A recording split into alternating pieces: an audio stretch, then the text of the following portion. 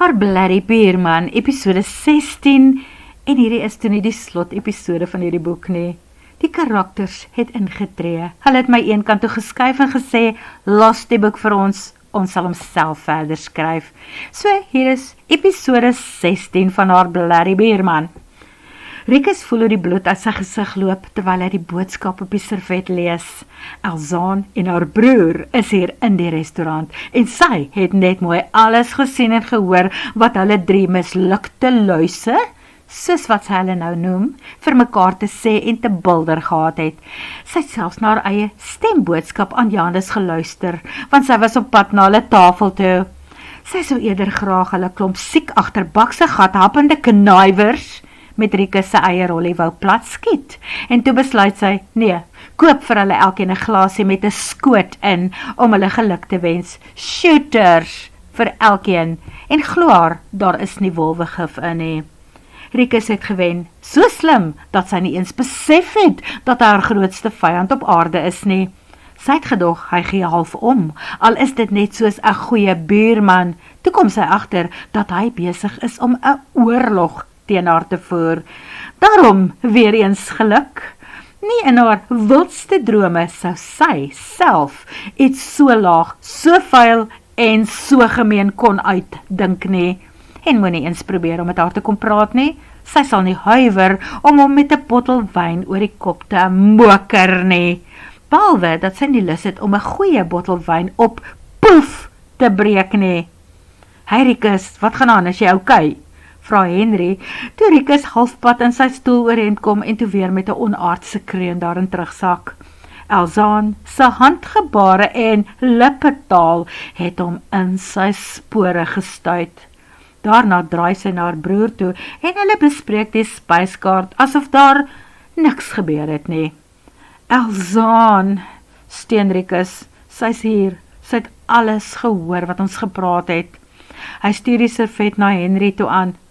O, shit, besluit die man en wil die servet in sy sak sit.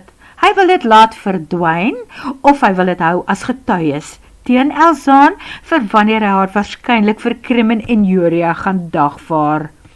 Wat is daai? Vra Janus egter.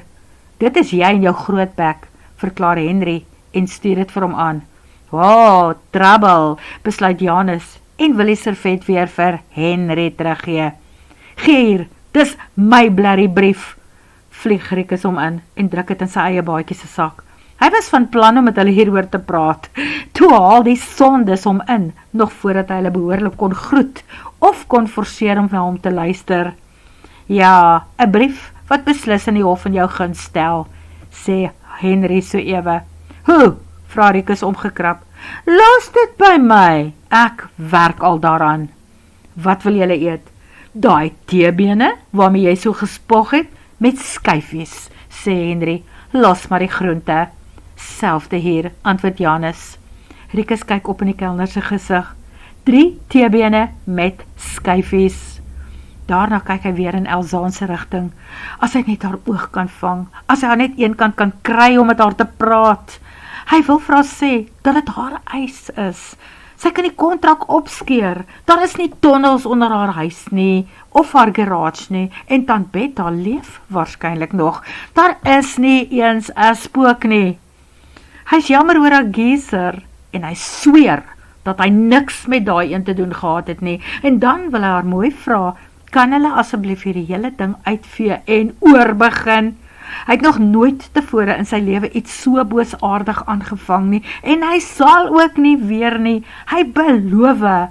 Hy weet nie wat die hel in hom ingevaar het nie. Hy's jammer. Die manne rondom hom sak met hand en tand in die lekker vleis en bros skyfies in, maar die kos steek in Rikus se keel vas.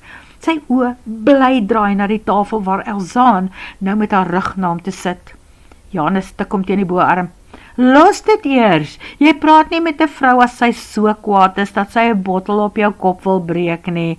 Net nou blaker sy ons almal met daai pepersprei, en ek eet nou regtig lekker. Kan ek nog 'n bier kry? Natuurlik. Rikus wink die kelner nader. Ek hoop jy daai kontrak saamgebring, voordat hierdie ding heeltemal in 'n verkeerde rigting draai, beduie Henry oor 'n glas rooiwyn. Hy het nou 'n bottel vir homself en die res gaan saam met hom huis toe. Die kelner moet die kurk maar daar los. As daar iets oorbly, vat hy dit huis toe, maar daar gaan dalk niks oorbly nie. Hy sê, meneer Rikus gaan vir hierdie bottel betaal. Nee, ek het nie die kontrak saamgebring nie. Dit is nog by haar. En ek het intussen besluit, dit is alles heeltemal verkeerd. Ek kan nie hiermee aangaan nie. Henry ruk op. Wat? Wel, ek gee nie vir jou die geld terug wat jy daarvoor betaal het nie, want die werk is reeds gedoen. Hou die geld, man, en as daar nog uitstaande skuld is, dan stuur jy maar vir my nog 'n rekening. Nee, na vanaand se ete is dit afgehandel. Ons is darm vriende, goeie vriende. Ja, ons is. Julle is goeie vriende, en ek is die skuim van die aarde. Ag, Rikus, man, hou op om jouself so te straf. Ons is net die 3 musketeers. Ons werk saam, een vir almal en almal vir een, en ek is so bly ons het weer by mekaar uitgekom. Rikus kry effens 'n glimlag. Hy doop 'n skyfie in die sampioensous voordat hy dit in sy mond sit. Die 3 musketiers, wat baie ywerig is om mekaar van die wal af in die sloot in te help, ja. Hy kou en sluk, dit smaak vanaand na niks. Hy sny 'n stukkie van die filetgedeelte van sy teebeen af en eet dit sonder om regtig te registreer wat in sy mond is. Uiteindelik proe hy aan die lekker vetgedeelte aan die buitekant van die teebeen, waarna hy sy mes en vurk netjies langs mekaar neersit. Dit voel asof sy lewe verby is, asof alles waarna hy nog ooit in sy lewe uitgesien het, skielik niks beteken nie. En hy het uitgesien na hom. En Elzaan ook, dalk iewers in die toekoms, want ja, dit was aan die gebeur. Die kelner kom nader, moet hy die bord wegneem? Wat van 'n brakkie pakkie? Gaan jy waaragtig nie jou kos eet nie? Roep Janus uit. Kry vir jou, beduie Rikus, en soos blits ruil Janus sy leë bord en kaal gevrete been met Rikus se volle om. En hy soek 'n brakkie pakkie met almal se bene daarin, want hy het mos 'n Engelse skaaphond, wat gaan weet dat sy pa vanaand uitgeëet het. Dan wag sy hond ook vir iets om aan te kou. Jy moenie vir jou honde bene gee nie, sê Henry. Ag, van wanneer af? Ons het Jack Russells gehad toe ons klein was. Gereeld het my ma se vriende vir die tweekies kameelperdbene uit Hoespruit saamgebring. Het jy al 2 sulke klein woefies? Rikus wys 20 cm bo aan die tafel. Met sulke lang bene sien rondhol, hy wys deur bo aan sy kop. Jessie, ek wil nie weet hoe lyk die gate wat hulle daar gegrawe het om daai bene in weg te steek nie. Hoe het jou ma se tuin gelyk? Vra Henry. Behalwe dat hy eintlik weet, hy het mos baie daar gekuier. Soos Jeffrey Dahmer se agterplaas, sê Rikus. Sien, sê Janus, vat 5 Rikus. Okay, julle wen, 2 teen 1. Henry sit sy mes en vurk ook neer. Daar is 'n verskil tussen Janus se been en die een wat hy nou kom buis toe stuur om in die brakkie pakkie te kom. Janus se teebeen lyk asof hy vir 7 jaar in die woestyn in felle son gelê en gebak het, nadat die mure met hom klaar gespeel het. Wil julle nog iets eet of drink? Vra Rikus. Wat het hulle hier vir nagereg? Bring asseblief vir ons die nagereg spyskaart, beduie Rikus vir die kelner. Janus en Henry bestel elkeen iets soets en toe koffie, maar Rikus sluk net van sy bier. Toe hulle terugsit na die tyd, vra hy, nog iets, ouens? Nee, gorrel, steen Janus, ek is nou so dik, as jy aan my druk, dreun ek. Ek kan ook nie meer nie. Dankie Rikus, dit was great, bevestig Henry. Plesier, Rikus beduie vir die kelner, om vir hom die tafel se rekening te bring. Hy is nog besig om die fooi uit te werk, toe raak Henry iets kwyt wat die syfers voor sy oë laat swem. Ek het besluit, kondig Henry plegtig aan. Ek het besluit om die girl vir 'n date uit te vra. Watter girl? Vra Janus en kyk om hom rond. Is daar meisies in die restaurant wat hy misgekyk het, terwyl hy so vreeslik geëet het? Wie? Vra Rikus, ook half afwesig en skryf hy totaal onderaan 'n uitslike groot rekening. Daarna sit hy sy bankkaart in die vouer. Vir Elzaan Weppener, om jou bas te red, roep Henry uit. Van wie die moer anders dink jy praat ons hier? Buitendien, ek hou van die vuur wat ek soms op haar gesig sien. Sy is my soort girl, en ek sal dit like om haar ma en pa en aan die ander mense as my skoonouers voor te stel eendag. Miskien moet ek dit bewerk dat ek eendag met haar kan trou. Jy, los haar uit, vlieg Rikus om in. Hoe verwag jy dat sy een van ons ooit weer sal vertrou? Ag, mens kan duidelik sien, jy verstaan nie hoe die reg werk nie. As dit ooit ter sprake kom, dan sê ek net vir haar dat ek in belang en in opdrag van my kliënt opgetree het. En dit is wat jy ook sal moet doen, Janus. Sou daar enige moeilikheid oor hierdie saak na jou toe kom? Jy het in belang van jou kliënt opgetree. Rikus Fourie. Rikus se mond val oop. En dit nadat hy sopas vir hierdie twee lummels een van die duurste etes van sy lewe gekoop het. Nie soseer oor die kos nie, maar danksy al die vloeibares wat daarmee gepaard gegaan het. Grappie, spot Henry en staan op. Die aandse kuier is verby. Tyd om huis toe te gaan. Rikus klim in sy cruiser en hou die twee manne dop toe hulle daar wegry. Uiteindelik is hy een van die laaste voertuie wat moet uitry. Elzaan en haar broer is seker al vergete by die huis. Maar Rikus sit eers agteroor teen die kopstit van die kar en toe val hy vooroor by die stuurwiel. Die afgelope maande speel voor hom af. Hy wens hy kan sekere goed uit sy lewe sny en oorbegin. Soos oom Stein se huis. Hy het nie regtig 'n backpackers verblyf langs aan nodig om genoeg geld mee te maak nie. En al maak hy meer geld, sal hy nie noodwendig 'n ander kar of 'n groter woonplek vir homself wil aanskaf nie. Hy is eintlik tevrede met dit wat hy het. Hy wou nooit 'n vyand van Elzaan maak nie. Inteendeel, nou dat hy haar beter leer ken het, weet hy dat haar aankoms hier op die dorp eintlik 'n soort wonderwerk vir hom is. As hy kon oorbegin, sou hy haar eerder wou ondersteun en aanmoedig met dit wat sy wil doen. Haar kuns en haar eie unieke mens wees. Dan is sy nog mooi ook vir hom. Hoe lekker sou dit nie gewees het nie, as hy sy hart onbelemmerd kon toelaat om vir haar nog liewer te word, want o vrek, dit is die grootste dilemma waarin hy homself nou begewe. Hy is besig om so lief vir haar te word, dat die gedagte aan haar nie meer daar nie hom in stukke wil laat breek. Ja, dit is nou sy straf. Hy het lief geword vir iemand en hy verdien nie haar vertroue of vergifnis nie. En as sy dalk vir hom iets begin voel het, dan is dit nou te laat om iets daaraan te doen. Hy het sy kans verbeur op die grootste wonderwerk wat nog ooit na sy kant toe gekom het. Want hoe op die aarde kan hy verwag dat 'n vrou soos sy reg langs hom kom intrek? Wanneer die kar wag teen sy venster klop, lig hy sy kop en wys dat hy okay is. Hy het heel aand net 1 bier gedrink en is nugter genoeg om pad te vat. Al voel hy nog steeds soos 'n klein drolletjie. Elzaan, sus, is jy alright? Benny het miskien Elzaan se ligte skermutseling met 'n paar van die grootste bedrieërs hier op aarde gemis. 'n Veldslag wat gebeur het terwyl hy met sy neus in die spyskaart gesit het. Maar hy ken haar. Hy kan sien iets is nie lekker nie. Pikfyn dankie, het sy probeer jok en 'n slukkie van haar wyn geneem. Beter as ooit. Paraat soos nog nooit tevore nie. Wel, jou huis lyk eintlik baie mooi. Ek hou van jou oop balke en die nuwe kombuiskaste. Duidelik is jou planne nog op dreef om van daardie plek 'n kunsretreat te maak.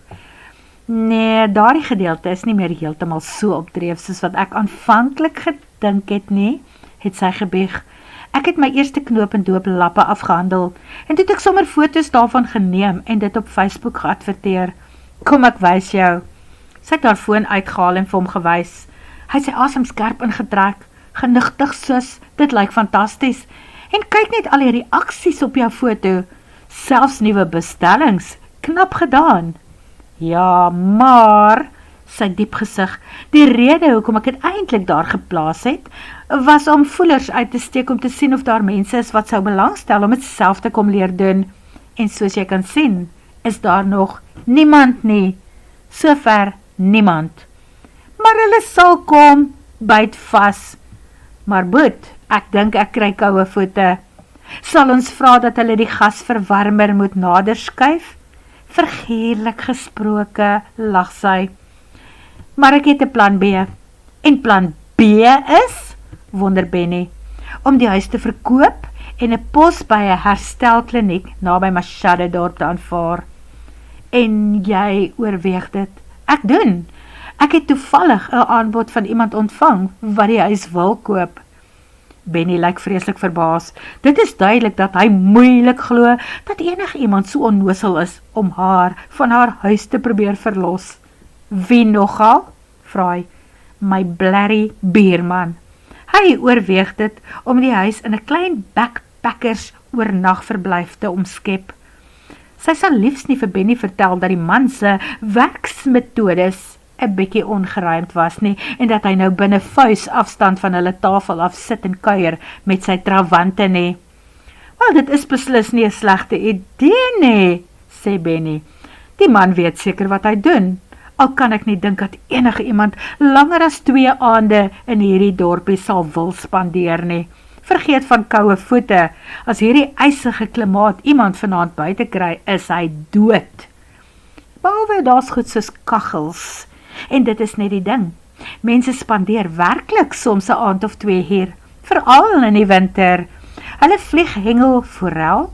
Hier is pragtige staproetes, geskiedkundige besienswaardighede, en hierdie restaurant, en vele ander interessante plekke, Boet. Nou, hoekom doen jy dit nie self nie? Vra Benny. Maak 'n backpackers en word die gastehuis langs jou se direkte kompetisie. Ek wil nie regtig nie. Ek het nie kennis van daardie bedryf nie. Maar jy's 'n ekspert op die gebied van kunswegbreuke.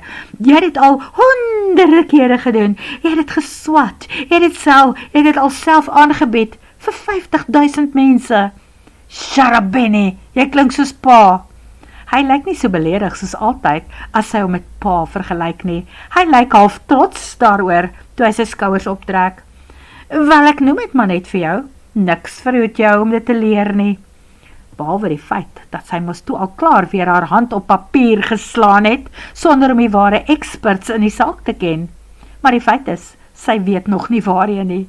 Vereers is sy te seer en te geskok oor wat sy vanaand gehoor het van iemand vir wie sy begin omgee, om reguit te dink. Wraak neem sal dalk 'n perfekte opsie wees, as sy net weet hoe en waar om te begin. Behalwe, sy wil nie, sy kan nie, en sy sal nie agterbaks wees nie. Luis daai maar vir die experts, haar blerrie buurman en sy samesweerders. Na ete betaal Benny. Hulle staan op en stap uit, sonder om weer na die tafel te kyk, waar die 3 manne duidelik nog steeds 'n fees het. Benny ry 10 uur Sondagoggend daar weg, min of meer dieselfde stadium waarop die erf langsaan by Kleerskaie ook begin leegloop.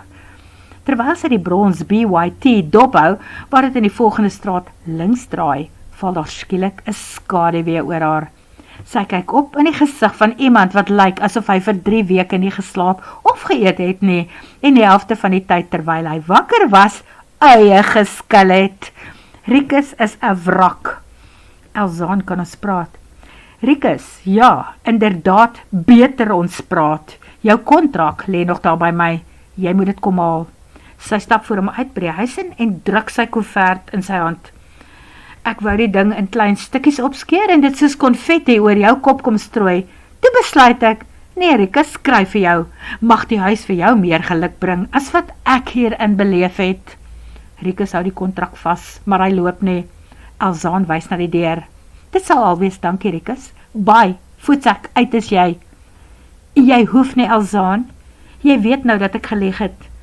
Daar gaan niks onder die grond aan nie. Daar is nie tonnels onder die huis of garage nie. Die fondamente is sterk genoeg, sodat jy 'n 800 meter hoë Burj Khalifa daar kan oprig. Nogal nee, die een van die hoogste geboue in Dubai. Ek weet, maar moet dit liewer nie letterlik toepas nie. Maar enige ingenieur sal jou waarskynlik verseker dat jy 'n tweede verdieping daar sal kan oprig. Nou, hoekom sal ek dit wil doen? Dit sal gemeen wees om die mooi gastehuis van Langsaan se pragtige uitsig oor die berge aan die ander kant van die snelweg weg te neem. Behalwe natuurlik, as ek ook wil vuil speel, so sekere blerrie biermense van Langsaan. Sal dit jou help, as die kontrak hier in my hande null and void is? As ek sê, kom ons los dit, ek is jammer dat ek in die eerste plek met die ding hier aangekom het, ek is jammer oor wat ek gedoen het, wel ek moet nog eers daaroor besluit, want op die oomblik het ek nog 'n baie slegte smaak in my mond oor wat alles gebeur het. My vreugde oor die huis is weg, en vanselfsprekend, soos jy kan raai, sal ek, indien die kontrak tussen my en jou null and void raak, die huis in elk geval in die mark wil sit vir 'n veel hoër bedrag, as wat jy daarvoor aangebied het. Behalwe dat ek nou by nabetragting agtergekom het, dat ek hopeloos te veel op die plek spandeer het. Ek sit in 'n catch-22, jy weet. Ek verstaan dit heeltemal. Onthou net, dat jy die persoon, wat vir jou pyn en lyding verantwoordelik is, kan dagvaar, vir veel meer as wat die huis werd is. Jy is welkom om dit te doen. Nou dat jy dit noem, Rikus, daar was gisterand vir 'n paar oomblikke presies net mooi daardie soort gedagtes in my kop. Toe dink ek, ag nee, hoekom op die aarde sal ek afdaal tot op daardie lae vlak? Mos vir jou gesê, ek is nie 'n bakleier nie. So op daardie noot, Rikus Fourie, vat jou kontrak en verkas uit my huis. Totdat die plek op jou naam geregistreer is dit nog my plek, en terwyl ek hier is jy nie welkom hier nie. Rikus byt op sy lip, en toe blaker hy dit uit. Elzaan, ek is jammer, ek is regtig jammer oor wat ek aan jou gedoen het. Net vir wat dit werd is, ek het gisterand daar by die restaurant ingestap, met die vaste voorneme om vir die manne te sê, dat ek van plan is om teenoor jou te bieg, dat ek vir jou die waarheid wil gaan vertel, en dat ek die kontrak daarna gaan opskeer. En as jy wil dagvaar, doen het, jy is welkom. Hoekom, Rikus? Van die manier waarop ek het gedoen het, was verkeerd. Ek kan nie meer met my gewete saamleef nie. Dit is ook nie meer vir my lekker nie. Ek was kwaad vir oom Stein, en vir agent Basson, en vir jou, omdat jy so maklik hier in my droom kom instap het. Elzaan sien hoe die uitdrukking van intense pyn vir 'n oomblik oor sy gesig gly, voordat hy dit herhaal. My droom. Toe kom ek agter, jy is eintlik my droom. Ekskuus, Rikus, het sy reg gehoor, wat ek verbrou het, want hoe op aarde kan jy iemand soos ek ooit weer vertrou? Is dit nou jou nuwe tegniek? Vry nou my en kry die huis, vra sy hart. Hy is 'n oomblik van sy voete af, toe verskyn daar 'n hartseer glimlag om sy mondhoeke. Jy is reg, Elzaan, hoe kan jy dit glo? En ek verwag nie, dat jy my ooit in jou lewe sal kan vertrou nie. Maar laat my dan net toe om een ding uit die weg te ruim. En daar skeur hy die koevert met die kontrak binne in twee, en toe later in veel kleiner stukkies, waarna hy na kombuis asblik toe stap, en dit soos konfetti daarin laat val. Weereens, jammer Elzaan, as jy wil bly, en my eendag kan vergewe, hoop ek dat ons in goeie buurskap sal kan saamleef. As jy 'n koper vind, en jy verlaat ons dorp, sal dit vir my sleg wees, want hy sluk. Dankie, Rikus, eintlik wil ek nie verkoop nie, ek het nog steeds planne vir die plek, hou dop. Nou voorspoed, en sterkte, en sukses daarmee. Hy huiwer nog een oomblik, en toe trek hy sy skouers reguit, en stap by die deur uit. Elzaan klap die deur tussen hulle toe, net betyds, want haar trane lê vlak, en terwyl sy na sy voetstappe op die grond daar buite luister, sak sy teen die deur af, en bars in trane uit. Hoe op die aarde kan mens op dieselfde oomblik so kwaad en teleurgesteld in iemand wees, dat jy hom wil haat, en terselfdertyd so seer wees en omgee, dat het voel asof die asem uit jou lyf gepars word. Hemel, dit is die seerste seer wat sy nog gevoel het. Word vervolg.